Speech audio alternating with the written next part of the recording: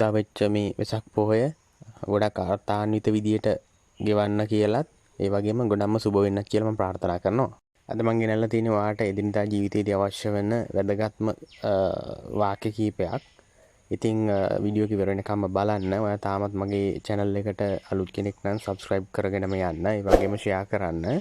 මගේ WhatsApp number එකත් ඇතුළත් කරලා දිනවා වීඩියෝ එකේ description එකට. ඒ වගේම Facebook link එකත්. ඉතින් ඔයාට මොනවා හරි ප්‍රශ්නයක් තියෙනවා නම් යොමු කරන්න පුළුවන් message එකක් විදියට. මම ප්‍රියංකර chatterbox YouTube channel එකේ උමේෂ් ප්‍රියංකර. හරියට එයා නිකන් කතා කරේ ඔයා දන්නවා වගේ. He spoke as if he knew you. දැන් උදාහරණයකට ශාරුක් ඛාන්ව ගන්නකො. දැන් කවුරු හරි කියනවා ශාරුක් ඛාන් එක මම මෙහෙ කාලා තියෙනවා, ඇවිදලා තියෙනවා එහෙම කියලා කියනවා. දැන් මම උදාහරණයක් විදිහට ගන්නෙ. එතකොට අපිට කියන්න පුළුවන් හරියට නිකන් එයා කතා කළා එයා ශාරුක් ඛාන්ව දන්නවා වගේ.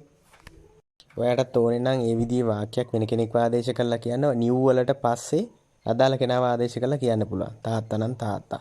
He spoke as if he knew father. හරියට එයා නිකන් කතා කළේ තාත්තව දන්නවා වගේ. අපි ඔයාගේ පැමිණීම බලාපොරොත්තු වෙනවා.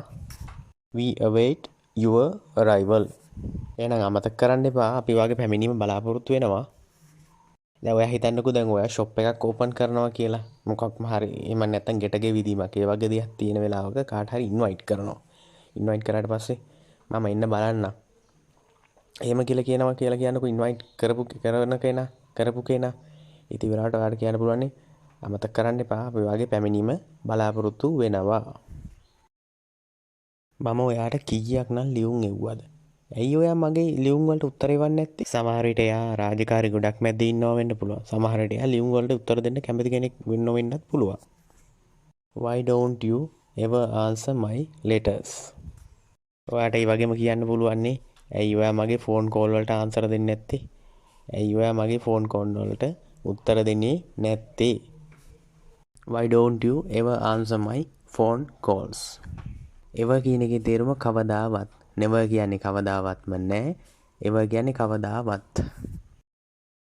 බලන්නකො මේ මිනිස්සුන්ගේ හැටි තාම මේ දෙන්නගෙන් එක්කෙනෙක්වත් එතනට ගිහිල්ලා නැහැනේ.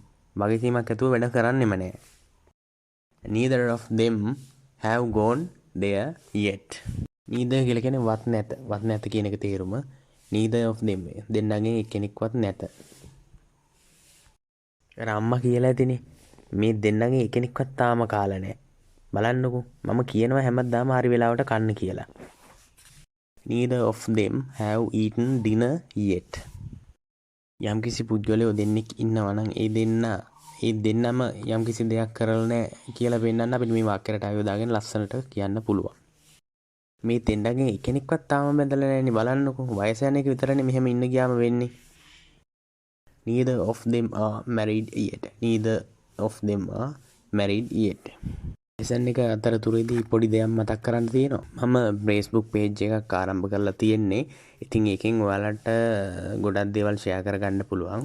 උදාහරණයක් විදියට අපි කෙනෙක්ගෙන් අහනවා නේද how are you කියලා. ඒ කියන්නේ ඔයාට කොහොමද කියලා. ඔය how are you කියන වාක්‍ය වෙනුවට අපිට භාවිතා කරන්න පුළුවන් තව වාක්‍ය ගණනාවක් තියෙනවා. ඒ වෙනුවට භාවිතා කරන්න. ඉතින් මේ වගේ දේවල් මම ගොඩක් Facebook එකේ share කරනවා. ඒක නිසා ප්‍රියංකර chatterbox කියලා search කරොත් ඔයාට Facebook එකේ ඔයාට බලා ගන්න පුළුවන් මගේ channel එක. ඒ වගේම මම Facebook link එක description එකෙත් ඇතුළත් කරනවා.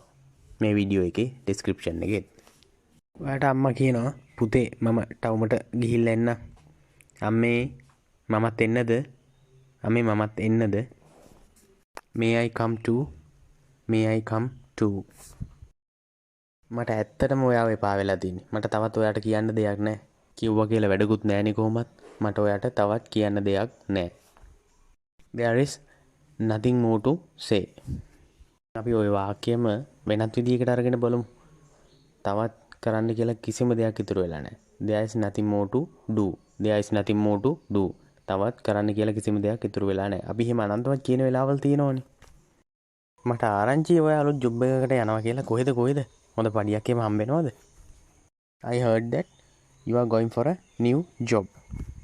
මට ආරංචි ඔය ළඟදී කසාද බඳින්න යනවා කියලා. කවුද අවසනාවන්තයා? I heard that you are going to get married recently කියන්නේ ළඟදී recently I heard that කියලා කියන්නේ මට ආරංචි කියන එක. heard that කියලා කියන්නේ ආරංචි කියන. ඔය තරම් අසුභවාදී වෙන්න එපා. ටිකක් පොසිටිව් වෙලත් බලන්න. ටිකක් සුභවාදී වෙලත් බලන්න. ඔය තරම් අසුභවාදී වෙන්න එපා. don't be so pessimistic කියන්නේ අසුභවාදී. pessimistic. ඔයා කියන්නේ ඊයේ මම මේ පාරේ මේ හරියේදීම මේ විදියටම ඇවිදගෙන ගියා. ඔයා කියන්නේ බස් එකක් ආවා ස්පීඩ් මම 99න් බේරුණේ. I had a narrow save. ඔය වගේ 99න් බේරිච්ච අවස්ථා අනන්ත ප්‍රමාණ ඔයාටත් තියෙනවා මටත් තියෙනවා. 99 100 වුණ දවසේ තමයි අපිට හැමදාටම යන්න වෙන්නේ. ඉතින් ඒ කොහොම වුණත් මේ වීඩියෝ එකත් එහෙම අවසන් වෙනවා. ඔයාට බොහොම ස්තුතියි.